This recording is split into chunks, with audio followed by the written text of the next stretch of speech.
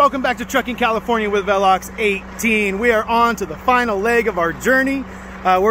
We finished up here in Missouri, all right, in Misery, and we're gonna head down, spend the night tonight, get about halfway to Tennessee, well, halfway to our home in Tennessee. And then we're gonna keep on trucking tomorrow, and we'll get there about noon tomorrow and unload. So this video is gonna be starting today. We'll finish up tomorrow in beautiful Tennessee. So that's the plan. And man, this has been an adventure. This has been fun, and it felt good to get my aunt and uncle moved into their house.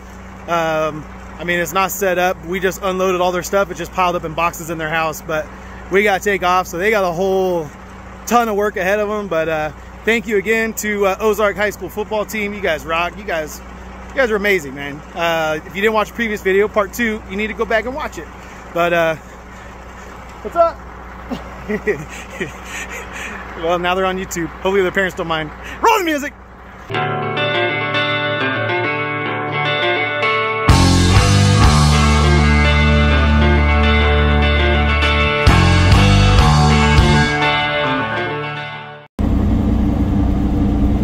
All right. So just heading out of my aunt and uncle's neighborhood. These trees are a little worrisome. There's been a box van or 2 that come down this road and trimmed everything back for me, I think. But yesterday it was a little scary when we came down this road. It was a little scary coming down here the first time. Now that I know I've been down this road, I feel like, all right, I can make it. But look at this steep hill, man. I know on camera things don't look as steep as they are. So you guys are probably thinking, oh, it's not that bad, but it's really steep. Oh no. Alright. We didn't hit that one. That's good. That is a good thing. But alright. So we just got our stuff left. My estimate of using about 18 feet was correct. They used 35 feet and we used 18. But we had more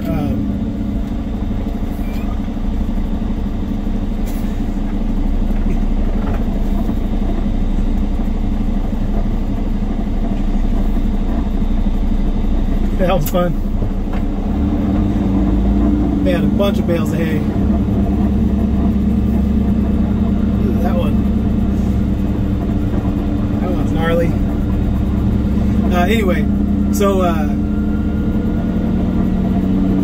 yeah, we used 18 feet, so we've got 18 feet left of trailer. But that's what I was gonna say. They weren't able to use the full height of the trailer because of the way that, thank you.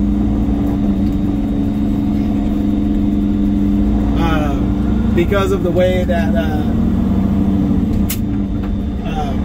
you know, we had packed our stuff and they didn't want to mix stuff, and we had some stuff lower. So anyway, so they couldn't go all the way up to the ceiling until they started piling up loose stuff in the middle. And the loose stuff is just the worst anyway, so anyway, but that, I just wanted to show you guys that drive out of that neighborhood because it's an exciting drive. You can imagine going in there fully loaded. I was like, this is a little scary, man. A little scary. A little sketched out, but anyway, all right. We're gonna go to Sikeston, Missouri, and call it a night over in Sikeston, and then we'll be heading back, you know, down through Nashville tomorrow, and should get to our house around noon if we leave about 8 o'clock. So anyway, we got about 8 hours left. We're gonna do 4 hours today, 4 hours tomorrow. That's what's gonna happen. So that's what this video is gonna be, is us driving the last 8-hour leg. We're gonna split it into 2 days, and then we're gonna unload our stuff and be home in our sweet new Tennessee home, and it should be fun. So I'll catch up with you guys down the road. All right, I just saw a sign that was like, share the road. Not with bicyclists, but with horse and buggies. And I think I see one up here. So I wanted to catch this. There must be a good Amish community around here somewhere. Because, yeah, this guy's we got a horse and buggy on the shoulder. That's amazing. Bruh. That's so cool. That's nuts. It was just past the sign that said, watch out for horses and buggies. And then there's an Amish lady with a horse and buggy. Oh, there's another one on the other side of the road. This is amazing. I'm not very well traveled, guys. I didn't get very much out of California. So, it's pretty cool. That horse was getting it too. There's another one on the frontage road over there. They got the whole family together. There's a tractor. He's not Amish. He had a beard though. He's like a backslidden Amish or something. Sorry. I'm so amused by things. It's ridiculous. But that was kind of cool. So we're only down the road a little ways here on Interstate 60, Highway 60. So we'll keep on going and get a little closer to Sikeston. There it is. Share the road. See that sign? Anyway, all right. Horse and buggy. That was fun.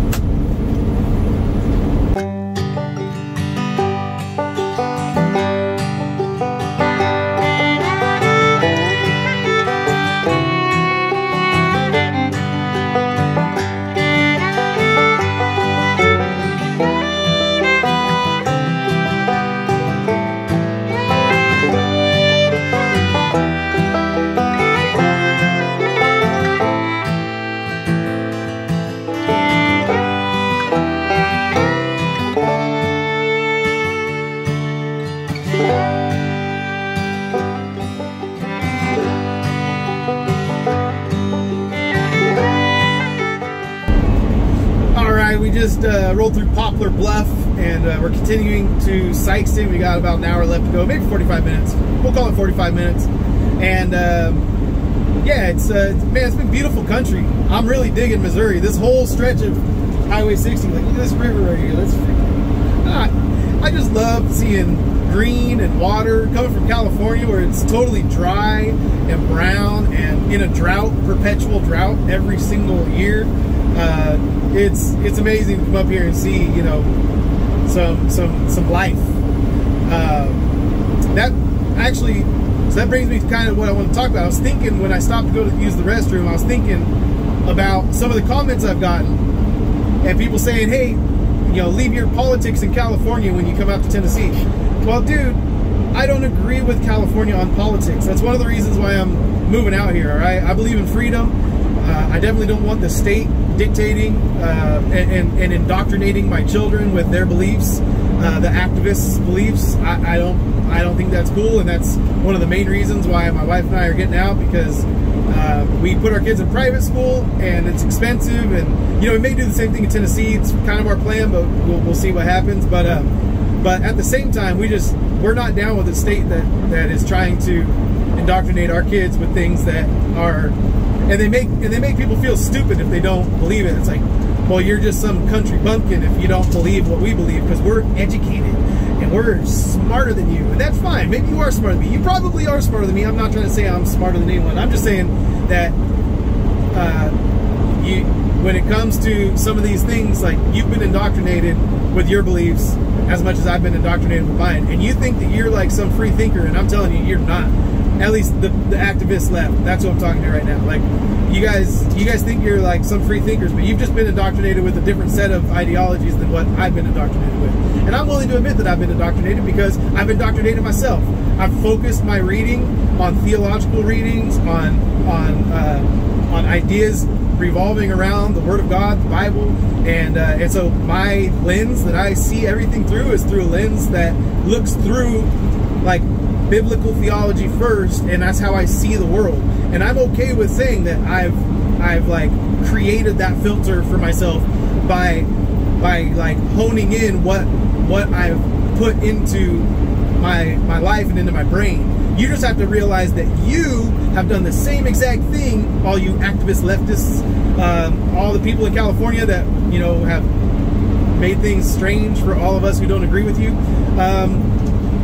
you've done the same thing, just with higher education. And, you know, higher education got taken over during the Cultural Revolution in the 60s and 70s because they realized that converting people to their ideas was a lot easier when you indoctrinated them through education. So they hijacked the education system, the college system, and now they're trying to hijack the lower levels of education so that there is a complete and thorough indoctrination of our children, and I'm not down with that. So anyway, one of the main reasons we left was what they were trying to do in the schools and with the children, and also just I'm not there. That's not me.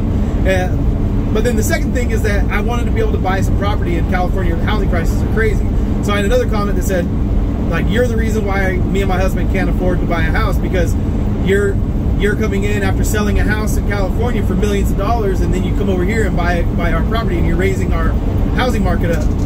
All right, number one, I didn't sell a house in California. I was a renter. I'm 38 years old, and I've rented my entire life. So I've saved up, I've built a career, I've worked my butt off to have a small down payment so I could buy a little house for my family and have a little bit of property, and I can raise my kids in a way that I think benefits them and myself. And you know, it was not possible to do in California with the way that, I mean, you think about it, what you're complaining about that I'm doing has been happening in California my entire life. People have been flooding into California from all over the place, all over the world, buying up all the real estate, driving up the real estate prices. I mean, if that didn't happen in my state, I could have bought something in my hometown. I mean, my parents bought a house for $89,000 when I was a kid in my hometown. You know, that same house worth, like, I don't even know how much right now, like, stupid amount of money. Probably $650,000, $700,000 right now. And it's not a nice house at this point in its life. And, you know, it's like 35 years old, just a little bit younger than I am. So it's not like a nice, you know, fancy house. And it's like over $500,000, I'm sure. So anyway, yeah, so I feel for you, because I know how that feels to have, like, the housing market go crazy where you can't live in the place that you want to live, where you're born and where you're raised. But at the same time, like, all of us have had to adjust to that over the years, because that's just, like, humans are migratory. That's just the way it is. People moved and flocked into cities and drove up the prices in cities like crazy. And now they've all flooded, they're flooding out of cities since COVID, because they allowed people to work remotely, and people realized they could live anywhere. They could live in Podunk. They could live in, you know, wherever, upstate New York, and have an office job in Manhattan, but they get upstate New York prices instead of Manhattan prices. And they get the same income, but it goes so much further when they're out in the country. So people are moving to Tennessee, Idaho, everywhere.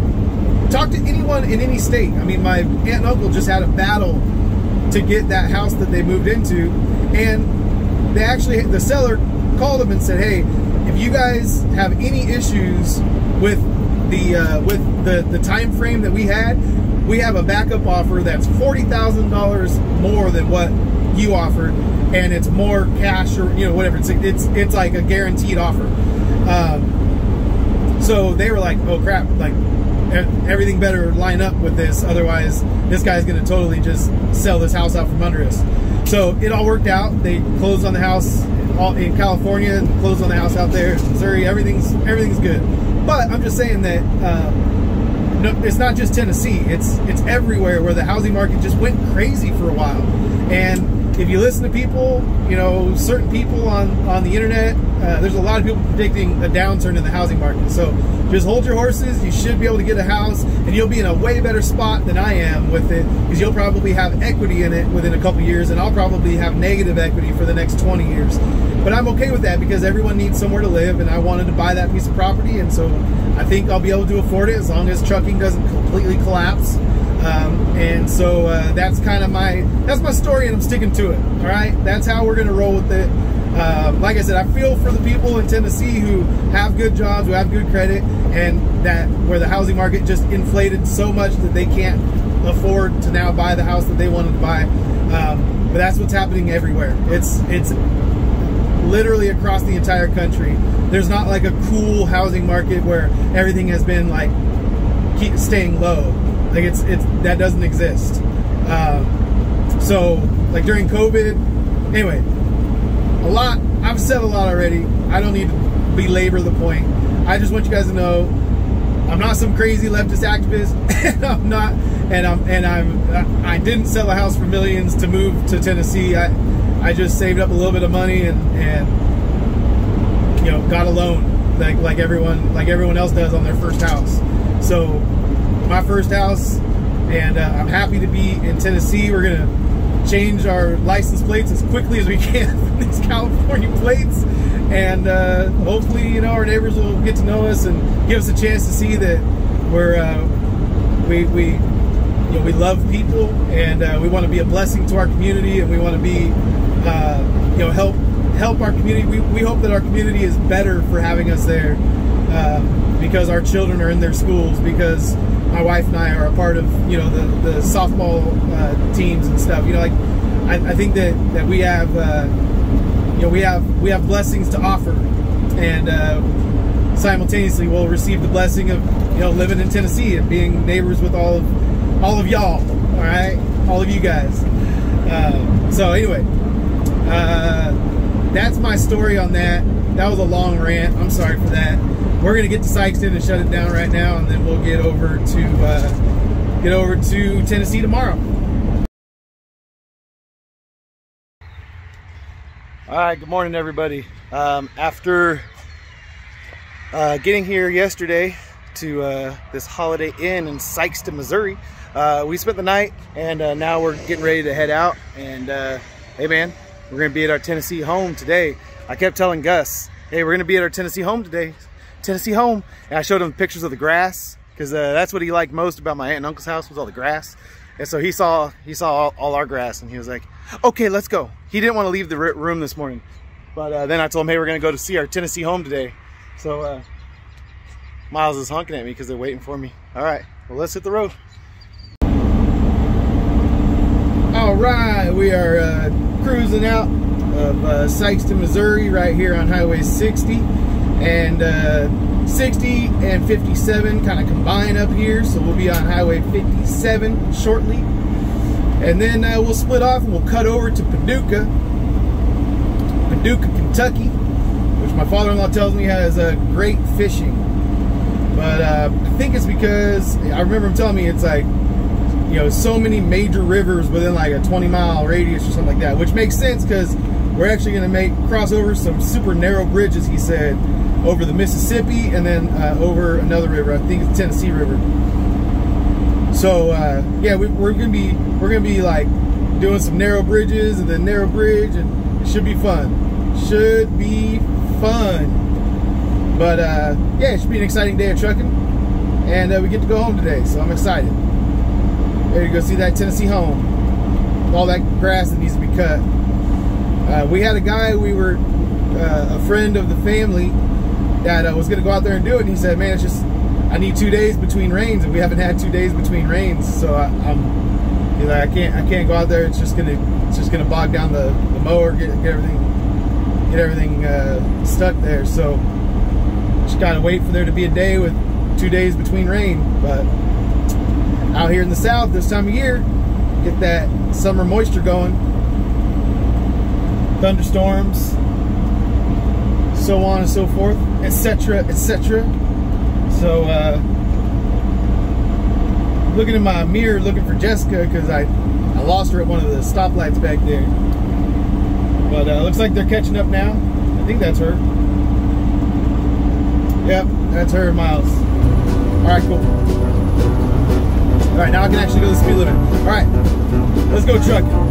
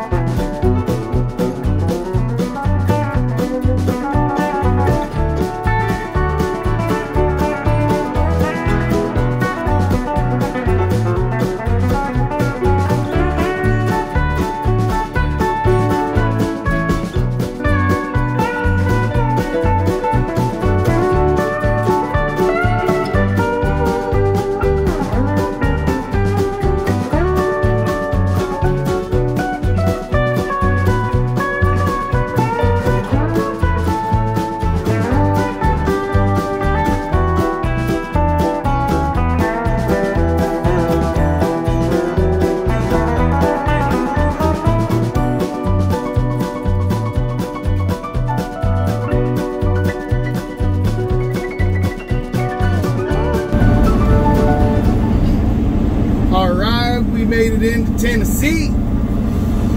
Just crossed into Tennessee right here by Clarksville on Highway 24. So we're dropping down 24. We'll go down into Nashville, make it through Nashville, and down into Murfreesboro, and we'll go out to Cannon County from there. So that's the plan, Stan. Gonna go check out our acre and a half of God's country that we bought. Bought it over a month ago. We haven't been there yet. Never set foot on the property and we bought it. Crazy, crazy. It's about 80 degrees out. I think it's less humid here than it was in Missouri, actually, but it's still pretty humid. In Missouri, when I was loading up the car, I got kind of sticky, and I was like, oh man, here's that humidity everyone warned me about. But I just talked to my friend in California. He's like, yeah, it's gonna be 105 today. So I'm like, yeah, give me this humidity, you know, in 80 degrees rather than that 105. I don't care if it's dry heat, man. 105 is hot. 105 is too hot. It's too hot, too hot, too hot, lady. Gotta run for shelter, gotta run for shade. You know it's too hot, too hot. Sorry. All right. Yeah, I'll catch up with you guys probably when we get to Nashville. Show you guys Nashville. Yee! Good old Nashville, folks. Nash Vegas. I'll catch up with you guys down there.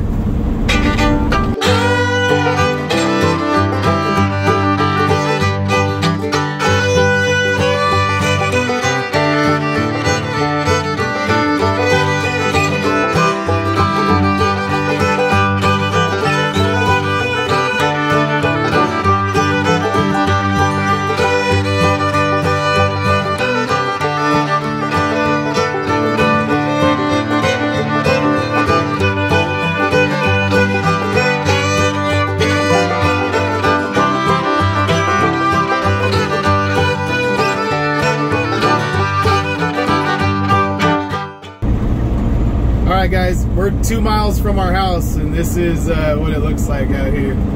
This is pretty crazy. We're out here in the sticks for sure. Oh, our grass is long. Our grass is really long. I don't know. I think I'm gonna just pull into the driveway instead of trying to back in right now. I think I'm just gonna pull in and I'll spin it around later.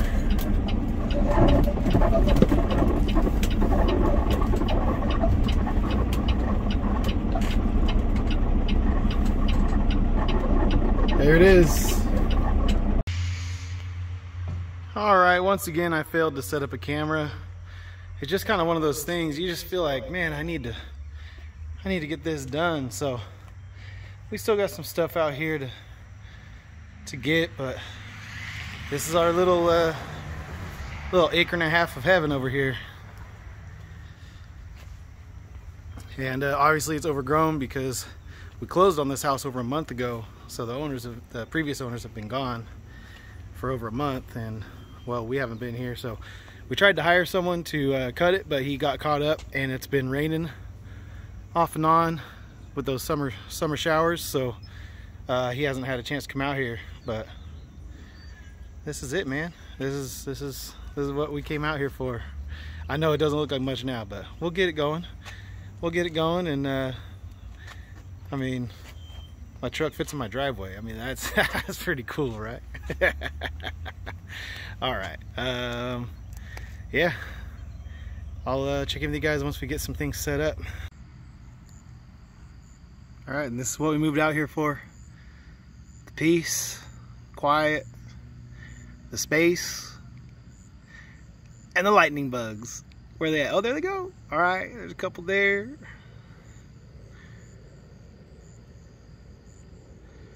Trying to see what we can see. I can't wait to see the stars tonight too. I'm sure the night sky will be a lot better out here than it was back in California, so I'm excited for that.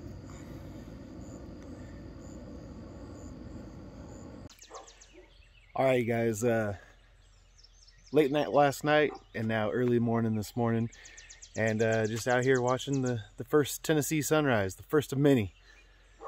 So yeah, this is where we're gonna cut the video off. The inside of the house isn't quite ready to show, and we gotta cut this grass. We got a lot of stuff to do around here. We closed on this house so long ago that it's not quite how it was when the original owners left. So I feel bad even, you know, showing it, because they didn't leave it, you know, looking bad. But we weren't able to get anyone out here to cut the grass, and you know, when you're moving in, things take a while to get acclimated to. I mean, you gotta take some time to get things moved in. So we got birds everywhere. We got, yeah, this is good, man. This is country living. I like it. I like it. It's new for us. Just found out that they don't have like city trash service here, so we gotta like pay for private trash service or deal with our own trash. I don't know. Maybe just burn it. I don't know. We gotta turn into country folks now. That's just the way it is. But this is the reason why right here. I mean, listen to this.